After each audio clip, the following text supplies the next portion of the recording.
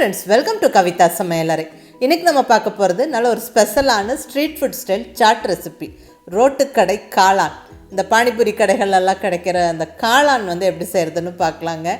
நிறையா பேருக்கு அது ரொம்ப பிடிக்கும். நல்லா பக்கோடா மாதிரி ஃப்ரை பண்ணி வச்சுருக்கிற காளான் அந்த சாஸ், அந்த கிரேவி, அந்த குழம்போடு சேர்த்து கலக்கி அதை அப்படியே திக்காக்கி அதை நல்ல ஒரு பிளேட்டில் சர்வ் பண்ணி மேலால் பச்சை வெங்காயம், கொத்தமல்லி தூவி சர்வ் பண்ணுவாங்க. எல்லாருக்குமே ரொம்ப பிடிக்குங்க. பர்டிகுலர்லி குழந்தைங்க ரொம்ப விரும்பி சாப்பிடுவாங்க. ஸோ அந்த ரோட் சைடு காளான் வீட்டில் எப்படி நம்ம செய்யலாம் அப்படின்னு பார்க்கலாங்க. ஒரு சிம்பிளான ரெசிபி தான். ஒரு சில டிப்ஸை ஃபாலோ பண்ணும்போது நம்ம பர்ஃபெக்டாக செஞ்சிடலாம். வாங்க ரெசிபி எப்படின்னு பார்த்துடலாம். இங்கே 200 கிராம் அளவுக்கு பட்டன் மஷ்ரூம்ஸ் எடுத்துருக்கிறேன். இதை நல்லா சின்ன சின்ன பீசஸாக கட் பண்ணிக்கணும். அதாவது நல்லா கழுவிட்டு சின்ன சின்ன பீசஸாக கட் பண்ணணும். ஒரு சில கடைகளில் காளான் யூஸ் பண்ணாமல் வெறும் முட்டைக்கோஸ் மட்டுமே அந்த ஃப்ரை செய்யறதுக்கு யூஸ் பண்ணி இந்த காளான் ரெசிபி செய்வாங்க. அது காஸ்ட் வைஸு காளான் அதிகமாக இருக்கிறங்காட்டிக்கு ஒரு சிலர் முட்டைக்கோஸ் மட்டுமே சேர்த்து அந்த ஃப்ரையை செஞ்சு அதுக்கப்புறம் அந்த சாஸோடு சேர்த்து மறுபடியும் ஃப்ரை பண்ணி தருவாங்க. பட் நான் இன்றைக்கி ரெண்டுமே சேர்த்துக்கிறேங்க. காளானும் சேர்த்துக்கிறேன், முட்டைக்கோஸும் சேர்த்துக்கிறேன். முட்டைக்கோஸ் மட்டும் சேர்த்து செய்கிறவங்களும் செய்யலாம், தப்பில்லை, டேஸ்ட் நல்லா தான் இருக்கும். பட் காளான் இதோட பேர். ஸோ காளானும் சேர்க்கிறது நல்லது, நல்லாவும் இருக்கும். இப்போ இங்கே நான் 200 கிராம் அளவுக்கு காளானும் 200 கிராம் முட்டைக்கோஸும் ஈக்குவல் குவான்டிட்டிக்கு எடுத்துருக்கிறேன். இப்போ இதை நல்ல ஒரு பவுலில் சேர்த்துடலாங்க. ஃபஸ்ட்டு முட்டைக்கோஸ் சேர்த்துக்கிறேன், கேபேஜ் சேர்த்தாச்சு. அடுத்தது கட் பண்ணி வச்சுருக்கிற காளான் பீசஸை, மஷ்ரூம்ஸையும் சேர்த்துடலாம். அடுத்தது இது கூட 1/2 கப் அளவுக்கு மைதா, இது கூட 1/4 கப் அளவுக்கு கார்ன்ஃப்ளவர், 1/2 டீஸ்பூன் மிளகாய் பொடி, 1/2 டீஸ்பூன் பெப்பர் பவுடர் மிளகு பொடி, அடுத்தது 1 டீஸ்பூன் அளவுக்கு கரம் மசாலா, தேவையான அளவு உப்பு. இங்கே 1 டீஸ்பூன் உப்பு சேர்த்துக்கிறேன். இதெல்லாம் நல்லா கையை விட்டு நல்லா ஈவனாக அந்த மசாலா பொடி, அந்த மைதா, கார்ன்ஃப்ளவர் எல்லாம் நல்லா ஈவனாக கலக்கிற மாதிரி நல்லா இப்படி ஃபஸ்ட்டு கலந்து விட்டுருவோம். ட்ரையாக நல்லா கலந்தாச்சு. இப்போ இதில் கொஞ்சம் கொஞ்சமாக தண்ணி தெளித்து கெட்டியாக பிசைஞ்சுக்கணும்.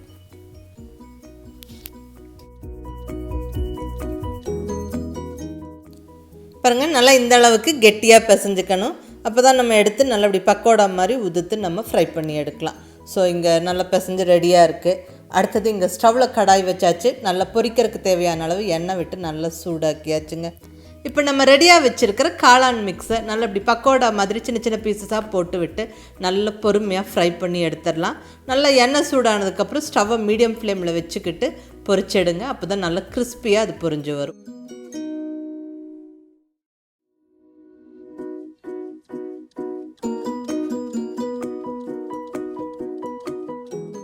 பாருங்கள், நல்லா பபிள்ஸ் எல்லாம் கம்மியாகிடுச்சு, நல்லா ஃப்ரை ஆகிடுச்சு.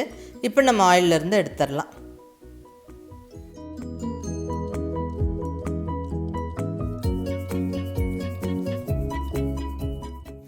இப்போ இங்கே அடுத்த அடசலும் போட்டு விட்டுறலாம். இதே மாதிரி எல்லாமே நம்ம ஃப்ரை பண்ணி எடுத்துடணும்.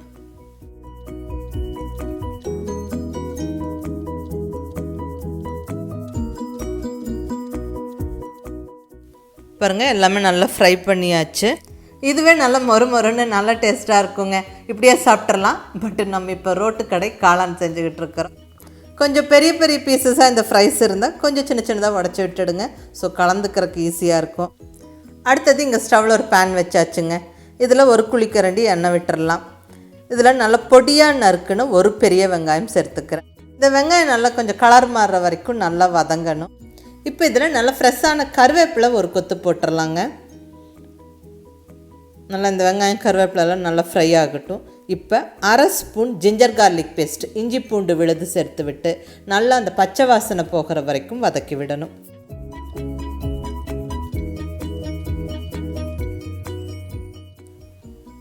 ஒரு டீஸ்பூன் மிளகாய் பொடி, 1 டீஸ்பூன் மல்லிப்பொடி, கொரியாண்டர் பவுடர், கூடவே கரம் மசாலா 1 டீஸ்பூன். இதெல்லாம் நல்லா 1 நிமிஷம் வதக்கி விட்டுருவோம். இந்த மசாலா பொடியோட ரா ஃப்ளேவர் போகிற அளவுக்கு வதங்கட்டும்.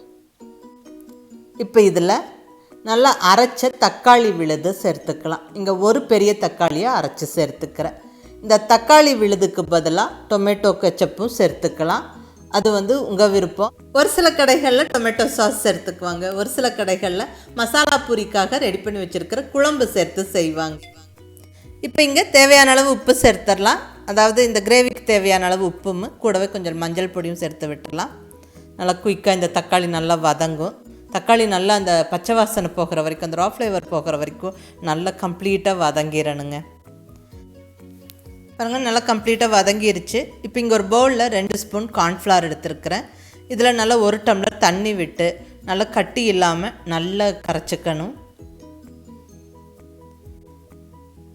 பாருங்கள், இந்த மாதிரி தண்ணி மாதிரி இருக்கணும். இதை நம்ம அந்த கிரேவியில் சேர்க்கும்போது குயிக்காக திக்காகும். இப்போ இந்த வதக்கின தக்காளியோடு இதை சேர்த்து விட்டு ஒரு குயிக் மிக்ஸை கொடுப்போம். உடனே டக்குன்னு நம்ம அந்த வறுத்து வச்சுருக்கிற காளான்களை போட்டு விட்டுடலாம். அந்த ஃப்ரைஸை போட்டு விட்டு நல்லா கலந்துட வேண்டியதாங்க. நல்லா கொஞ்சம் உடச்சி விட்டு கலந்துவிட்டா அவ்வளோதாங்க, சுவையான ரோட்டுக்கடை காளான் ஜம்முன்னு ரெடி ஆயிடுச்சு.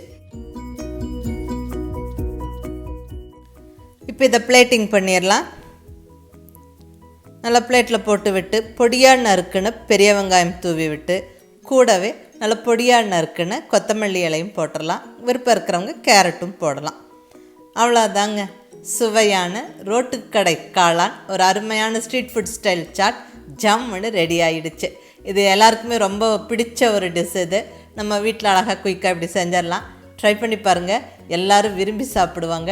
ட்ரை பண்ணி பார்த்துட்டு எப்படி இருந்ததுன்னு உங்கள் ஃபீட்பேக் சொல்லுங்கள். பிடிச்சிருந்தால் லைக் பண்ணி, ஷேர் பண்ணி, கமெண்ட் பண்ணுங்கள். கவிதா சமையலறை சப்ஸ்கிரைப் பண்ணி என்னுடைய மற்ற ரெசிபீஸும் வீடியோஸும் பாருங்கள். தேங்க்யூ.